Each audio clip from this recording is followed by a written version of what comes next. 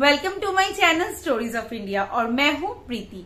मैं आज अपने वीडियो में हमारे इंडिया की पंजाब के अमृतसर की जो गोल्डन टेम्पल है उस मंदिर की जो इतिहास है उसके बारे में डिटेल्स देने जा रही हूँ, क्योंकि इस मंदिर का जो हिस्ट्री का डिटेल्स है ये बहुत ही बड़ा एक पार्ट है, क्योंकि इस मंदिर को बार बार तोड़ा गया और बार बार बनाया गया। तो ये इंटरेस्टिंग फैक्ट जरूर है कि क्यों इस मंदिर को बार बार तोड़ा गया और बार बार बनाया गया।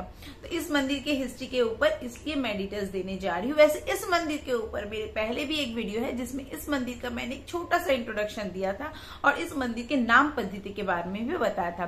तो उस वीडियो का लिंक मैं इस वीडियो के डिस्क्रिप्शन बॉक्स में दे दूंगी। तो चलिए शुरू करते इस मंदिर के इतिहास के बारे में। इतिहास सिख ऐतिहासिक अभिलेखों के अनुसार ये भूमि जो अमृतसर बनी और जहां हरमंदिर साहिब है उसे सिख परंपरा के तीसरे गुरु अमरदास द्वारा चुना गया था। तब इसे गुरु दचक कहा जाता था, क्योंकि उन्होंने अपने शिष्य रामदास को एक मानव निर्मित पुल के केंद्र बिंदु के रूप में एक नया शहर शुरू करने के लिए जमीन ढूंढने के लिए कहा था। 1574 में गुरु रामदास के गुरु अमरदास के उत्तराधिकारी बनने के बाद और गुरु अमरदास के पुत्र को शत्रुतापूर्ण विरोध का सामना करते हुए गुरु रामदास ने उस शहर की स्थापना की जिसे रामदासपुर के नाम से जाना जाने लगा। उन्होंने बाबा बौद्ध धर्म के बुद्ध के साथ भ्रमित ना हो। ये मतलब बाबा बुद्ध एक और है, बौद्ध धर्म के जो बुद्ध देव है वो कोई और है। तो उन्होंने बाबा बुद्ध की मदद से पुल को पूरा करना शुरू किया। गुरु रामदास ने इसके बगल में अपना नया आधिकारिक केंद्र और घर बनाया। उन्होंने भारत के अन्य हिस्सों से व्यापारियों और कारीगरों को अपने साथ नए शहर में बसने के लिए आमंत्रित किया। रामदासपुर शहर का विस्तार गुरु अर्जुन के समय में दान द्वारा वित्त पोषित और शैक्षिक कार्यों द्वारा किया गया था। ये शहर बढ़कर अमृतसर शहर बन गया और ये क्षेत्र मंदिर परिसर में विकसित हो गया। 1574 और 1604 के बीच की निर्माण गतिविधि का वर्णन महिमा प्रकाश वर्तक में किया गया है, जो संभवतः 1741 में रचित एक अर्ध ऐतिहासिक सिख जीवनी पाठ है और सभी 10 गुरुओं के जीवन से संबंधित सबसे पहला ज्ञात दस्तावेज है। गुरु अर्जुन ने 1604 में नए गुरुद्वारे के अंदर सिख धर्म का धर्म ग्रंथ स्थापित किया। गुरु रामदास के प्रयासों को जारी रखते हुए गुरु अर्जुन ने अमृतसर को एक प्राथमिक सिख तीर्थ स्थल के रूप में स्थापित किया। उन्होंने लोकप्रिय सुखमनी साहिब सहित बड़ी मात्रा में सिख धर्म ग्रंथ लिखे। अब जानते हैं इस मंदिर के निर्माण के बारे में। गुरु रामदास ने इस स्थल के लिए भूमि का अधिग्रहण किया। उन्होंने ये जमीन कैसे हासिल की, इस पर कहानियों के 2 संस्करण मौजूद है। एक में गजेटियर रिकॉर्ड के आधार पर जमीन तुंग गांव के लोगों और मालिकों से 700 रुपए के सिख दानों से खरीदी गई थी। एक अन्य संस्करण में कहा जाता है कि सम्राट अकबर ने गुरु रामदास की पत्नी को भूमि दान में दी थी। 1581 में गुरु अर्जुन ने गुरुद्वारे का निर्माण शुरू किया। निर्माण के दौरान पुल को खाली और सूखा रखा गया था। हरमंदिर साहिब के पहले संस्करण को पूरा करने में 8 साल लग गए। गुरु अर्जुन ने विनम्रता पर जोर देने और गुरु से मिलने के लिए परिसर में प्रवेश करने से पहले अपने अहंकार को खत्म करने की आवश्यकता पर जोर देने के लिए शहर से निचले स्तर पर एक गुरुद्वारे की योजना बनाई। उन्होंने ये भी मांग की कि गुरुद्वारा परिसर सभी तरफ से खुला रहे, ताकि इस बात पर जोर दिया जा सके कि ये सभी के लिए खुला है। अरविंद पाल सिंह मंदिर कहते हैं, तालाब के अंदर का गर्भगृह जहां उनकी गुरु सीट थी, वहां इस बात पर जोर देने के लिए केवल एक पुल था कि अंतिम लक्ष्य एक था। 1589 में ईंटों से बना गुरुद्वारा बनकर तैयार हुआ। कुछ बाद के स्रोतों के अनुसार गुरु अर्जुन ने बहुलवाद के संकेत देते हुए लाहौर के सूफी संत मियां मीर और इसकी आधारशिला रखने के लिए आमंत्रित किया था और सिख परंपरा ने सभी का स्वागत किया था। हालांकि ये विश्वास अप्रमाणित है। श्री गुरु सूरज प्रकाश ग्रंथ जैसे सिख पारंपरिक स्रोतों के अनुसार इसकी स्थापना स्वयं गुरु अर्जुन ने की थी। उद्घाटन के बाद तालाब में पानी भर गया। 16 अगस्त 1604 को गुरु अर्जुन ने सिख धर्म ग्रंथ के पहले संस्करण का विस्तार और संकलन पूरा किया और गुरुद्वारे में आदि ग्रंथ की एक प्रति रखी। उन्होंने बाबा बुद्ध को प्रथम ग्रंथी नियुक्त किया। अत सत तीर्थ, जिसका अर्थ है 68 तीर्थों का तीर्थ, परिक्रमा मतलब तालाब के चारों ओर परिक्रमा करने वाला संगम रमर का पथ पर एक ऊंची छतरी है। नाम जैसा कि डब्ल्यू ओवने कोल और अन्य विद्वानों द्वारा बनाया गया है। इस विश्वास को दर्शाता है कि इस मंदिर का दौरा करना भारतीय उपमहाद्वीप में 68 हिंदू तीर्थ स्थलों के बराबर है, या कि स्वर्ण मंदिर में एक तीर्थ में सभी 68 तीर्थों के संयुक्त प्रभावकारिता है।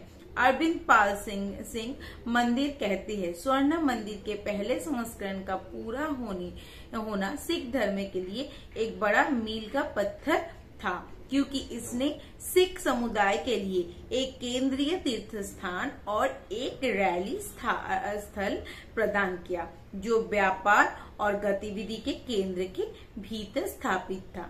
अब जानते हैं मुगल साम्राज्य काल का जो विनाश हुआ उस टाइम में और फिर से जो पुनर्निर्माण हुआ उसके बारे में।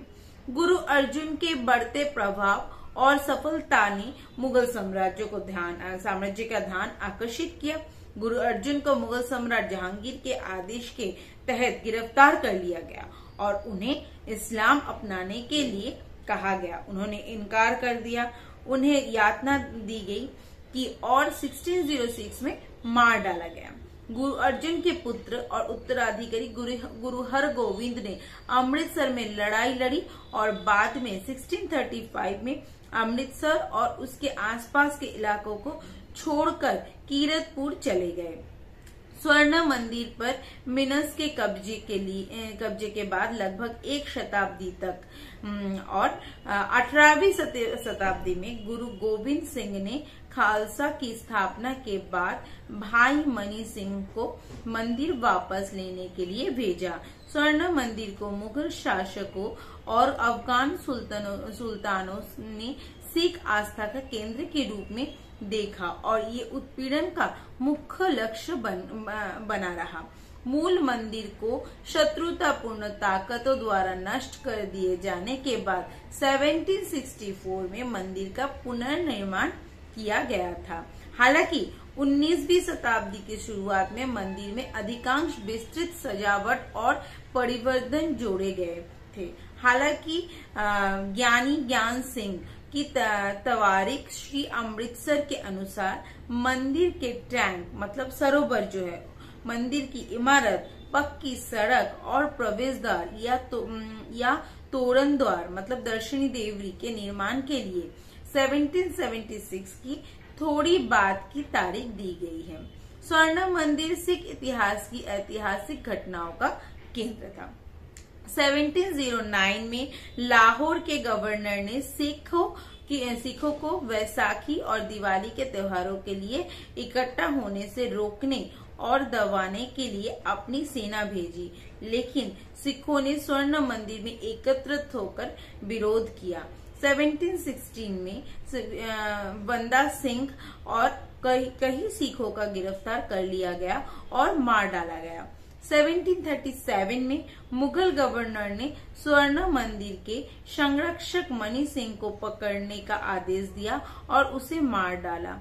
उन्होंने मत्स्य खान को पुलिस आयुक्त नियुक्त किया, जिन्होंने मंदिर पर कब्जा कर लिया और इसे नृत्य करने वाली लड़कियों के साथ अपने मनोरंजन केंद्र में बदल दिया।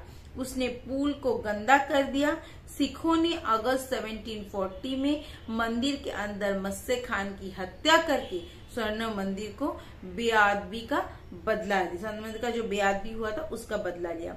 1746 में लाहौर के एक अन्य अधिकारी दीवान लखपत राय ने यहिया खान के लिए काम करते हुए और अपने भाई की मौत का बदला लेने के लिए तालाब को रेत से भर दिया। 1749 में जब मुइन उल मुल्क ने सिखों के खिलाफ मुगल अभियानों को धीमा कर दिया और मुल्तान में अपने अभियानों के दौरान उनकी मदद मांगी, तो सिखों ने पुल का निर्माण किया।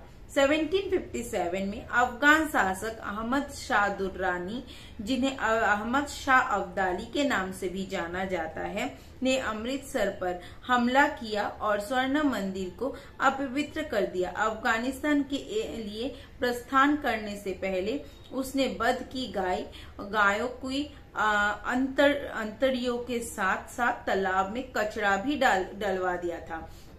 सिखों ने इसे पुनः बहाल किया। 1762 में अहमद शाह दुर्रानी वापस आए और स्वर्ण मंदिर को बारूद से उड़ा दिया। सिखों ने लौटकर इसके परिसर में दिवाली मनाई। 1764 में बाबा जस्सा सिंह आहलूवालिया ने स्वर्ण मंदिर के पुनर्निर्माण के लिए दान एकत्रित किया। एक नया मुख्य प्रवेशद्वार, पक्की सड़क और गर्भगृह 1776 में बनकर तैयार हुआ, जबकि पुल के चारों ओर का फर्श 1784 में बनकर तैयार हुआ। सिखों ने पुल के लिए रावी नदी से ताजा पानी लाने के लिए एक नहर भी पूरी की। 1 दिसंबर 1764 को अहमद शाह दुर्रानी के नेतृत्व में अफगान सेना द्वारा श्री हरमंदिर साहिब पर हमला किया गया था। बाबा गुरबख्श सिंह ने 29 अन्य सिखों के साथ बहुत बड़ी अफगान सेना के खिलाफ अंतिम मोर्चा संभाला था और झड़प में मारे गए थे। अब्दाली ने तीसरी बार श्री हरमंदिर साहिब को नष्ट कर दिया। फिर जानते हैं रंजीत सिंह युग का पुनर्निर्माण। उस टाइम पे क्या हुआ था? रंजीत सिंह ने 36 साल की उम्र में अपनी विरासत में मिली सुखरचकिया मिसल सेना और अपनी सास रानी सदा कौर की मदद से सिख साम्राज्य की स्थापना की। 1802 में 22 साल की उम्र में उन्होंने भंगी सिख मुस्लिमों से अमृतसर छीन लिया, स्वर्ण मंदिर में श्रद्धांजलि अर्पित की और घोषणा की कि ये इसका नवीनीकरण करेंगे और संगमरमर और सोने से इसका पुनर्निर्माण करेंगे। सिख शासक ने छत के लिए सोने से बने तांबे के पैनल दान में दिए, जिनकी तत्कालीन मुद्रा में कीमत है 5 लाख रुपए। उन्होंने मिस्त्री यार मोहम्मद खान को छत बनाने का काम सौंपा, जिसकी देखरेख भाई संत सिंह खुद करते थे। मंदिर पर पहला सोने का पानी चढ़ा तांबे का पैनल 1803 में लगाया गया था।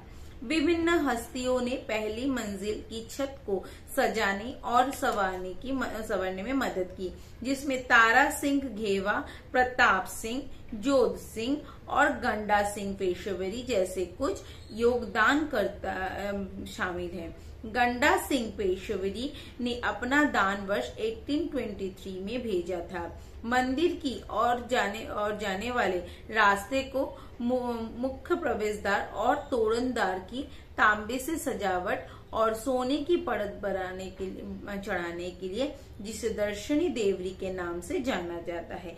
इस काम में सहायता करने वाले प्रमुख व्यक्ति थे जिंद राज्य के राजा संगत सिंह।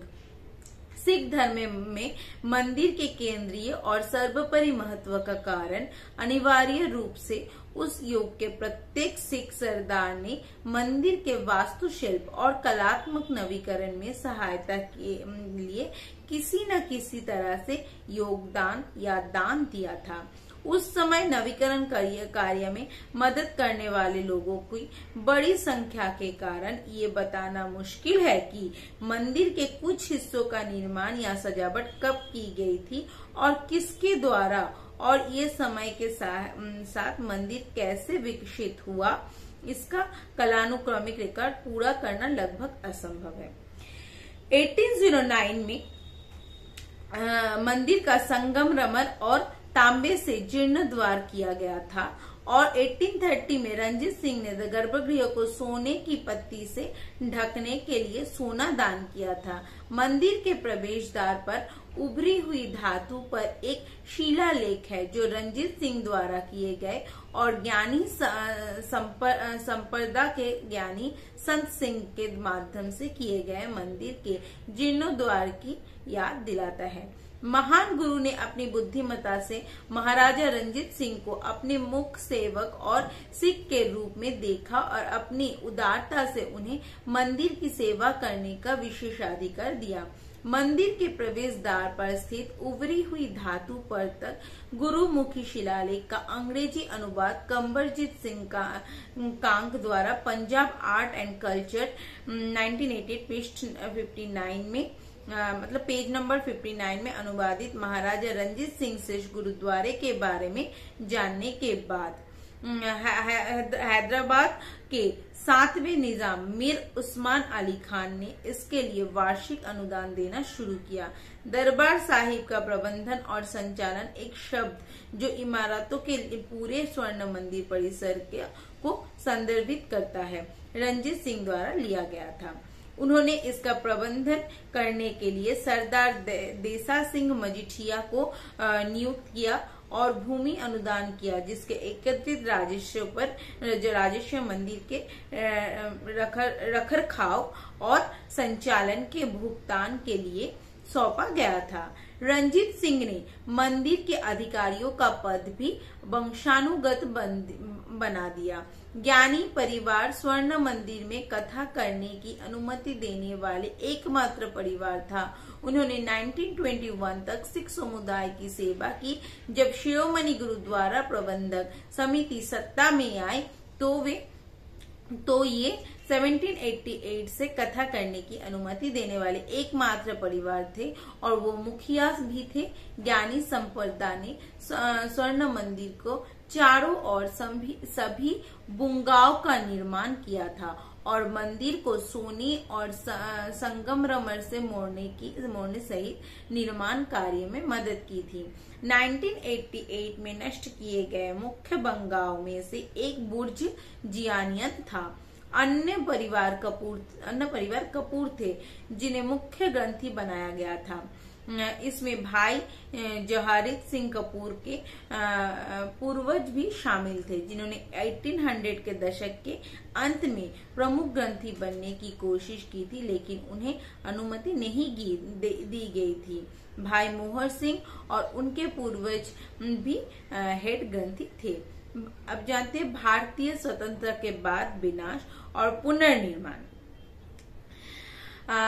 मंदिर परिसर का विनाश ऑपरेशन ब्लू स्टार के दौरान हुआ। ये पंजाब के अमृतसर में हरमंदिर साहिब अर्थात स्वर्ण मंदिर परिसर की इमारतों से उग्रवादी सिख जनरल सिंह भिंडरावाले और उनकी अनुयायियों को हटाने के लिए किया गया था। 1 से 8 जून 1984 के बीच की गई भारतीय सैन्य कार्रवाई का कोड नेम था।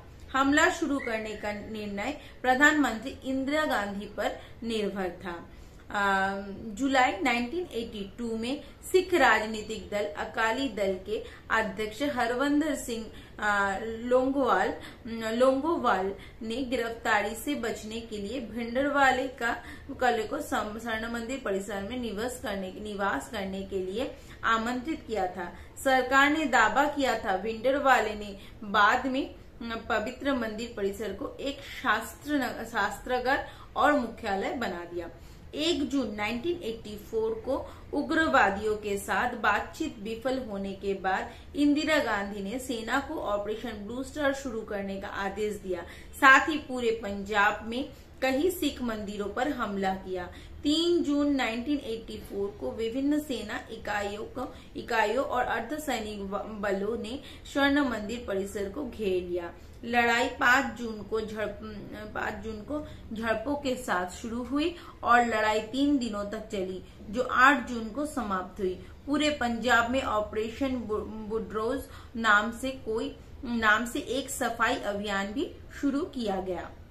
सेना ने उग्रवादियों की मारक क्षमता को कम करके आंका था, जिनके हथियारों में कवच भेदने की क्षमता वाली चीनी निर्मित रॉकेट प्रोपेल्ड ग्रेनेड लॉन्चर शामिल थे। आतंकवादियों पर हमला करने के लिए टैंक और भारी तोपखानों को इस्तेमाल किया गया, जिन्होंने भारी किलेबंदी वाले अकल तख्त से एंटी टैंक और मशीन गन फायर से जवाब दिया। 24 घंटे की गोलीबारी के बाद सेना ने मंदिर परिसर पर नियंत्रण हासिल कर लिया। सेना ने हाथों संख्या 83 थी और 249 घायल हुए थे। आधिकारिक अनुमान के अनुसार 1592 उग्रवादियों को पकड़ा गया और कुल मिलाकर 493 उग्रवादी और नागरिक को मार दिया गया। सरकारी दावों के अनुसार बड़ी संख्या में नागरिक मौत का कारण आतंकवादियों द्वारा मंदिर के अंदर फंसे तीर्थ यात्रियों को मानव ढाल के रूप में इस्तेमाल करना था। एसोसिएटेड प्रेस के दक्षिण एशिया संवाददाता ब्रह्मा चेलानी एकमात्र विदेशी रिपोर्टर थे जो मीडिया ब्लैकआउट के बावजूद अमृतसर में बने रहने में कामयाब रहे। टेलेक्स द्वारा टायर उनके प्रेषण ने अमृतसर में खूनी ऑपरेशन पर पहली गैर सरकारी समाचार रिपोर्ट प्रदान की। उनके पहले जो प्रेषण है उसमें the New York times, the times of London और द गार्जियन ने पहले पन्ने पर रिपोर्ट दी थी कि मरने वालों की संख्या अधिकारियों द्वारा स्वीकार की गई संख्या से लगभग दोगुनी है। प्रेषण के अनुसार लगभग 780 आतंकवादी और नागरिक और 400 सैनिक भयंकर बंदूक लड़ाई में मारे गए थे। चिलानी ने बताया कि लगभग 8 से 10 संदिग्ध सिख आतंकवादियों को उनके हाथ बांध कर गोली मार दी गई थी। उस प्रेषण में चिलानी ने एक डॉक्टर का साक्षात्कार लिया जिसने कहा कि उसे सेना द्वारा उठा लिया गया था और पोस्टमार्टम करने के लिए मजबूर किया गया था। इस तथ्य के बावजूद कि उसने पहले कभी कोई पोस्टमार्टम परीक्षण नहीं किया था। प्रेषण की प्रतिक्रिया में भारत सरकार ने चेलानी पर पंजाब प्रेस सेंसरशिप का उल्लंघन करने, सांप्रदायिक घृणा और परेशानी फैलाने के 2 मामले और बाद में राजद्रोह का आरोप लगाया। उनकी रिपोर्ट को निराधार बताया और उनके जो हत्या की आंकड़े हैं उस पर भी विवाद किया। मंदिर परिसर में सैन्य कार्यवाही की दुनिया भर के सिखों ने आलोचना की, जिन्होंने इसे सिख धर्म पर हमले के रूप में व्याख्या की। सेना में कई सिख सैनिकों ने अपनी इकाइयां छोड़ दी। कई सिखों ने नागरिक प्रशासनिक कार्यालय से इस्तीफा दे दिया और भारत सरकार से प्राप्त पुरस्कार लौटा दिए। ऑपरेशन के 5 महीने बाद 31 अक्टूबर 1984 को इंदिरा गांधी की उनके 2 सिख अंगारशंकों संतवर सिंह और बेवांत सिंह द्वारा बदला लेने के लिए हत्या कर दी गई। गांधी की मृत्यु पर सार्वजनिक आक्रोश के कारण 1984 के सिख विरोधी दंगों में अकेले दिल्ली में 3000 से अधिक सिखों की हत्या हुई। 1984 के सरकारी ऑपरेशन के कुछ महीनों बाद मंदिर परिसर में बड़े पैमानों पर कार सेवा की नवीनीकरण किया गया, जिसमें स्वयं सेवकों द्वारा मंदिर के टैंक मतलब सरोवर की पूरी तरह से सफाई और साफाई शामिल थी।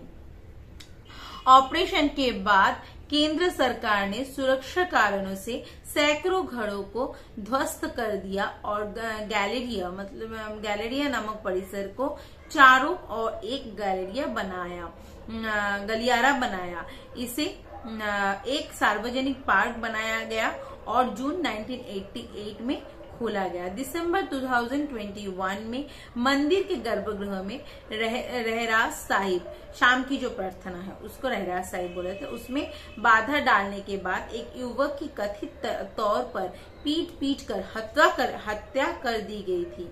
कथित तौर पर ये रेलिंग से कूद गया और गुरु ग्रंथ साहिब को छूने का प्रयास करने से पहले मंदिर में गुरु ग्रंथ साहिब के प्रति के सामने पड़ी तलवार उठा ली। बाद में संगत ने उस पर काबू पा लिया और उसके सिर पर घातक चोटें आई। अब जानते हैं 2023 मतलब ये रिसेंट की कुछ घटना, 2023 के 7 मई और 9 मई 2023 को स्वर्ण मंदिर में एक विस्फोट भी हुआ। तो ये तो था इस मंदिर की जो हिस्ट्री है उसके बारे में, क्योंकि इस मंदिर की हिस्ट्री आपको पता चल गया कि कितनी बड़ी हिस्ट्री है, तो बहुत ही इंटरेस्टिंग हिस्ट्री था। इस मंदिर के बारे में बताने के लिए और भी बहुत कुछ है, वो मैं अपने अगले वीडियोस में बताऊंगी, लेकिन आज के लिए इतना ही। मिलते हैं मेरे अगले वीडियो में। नमस्ते।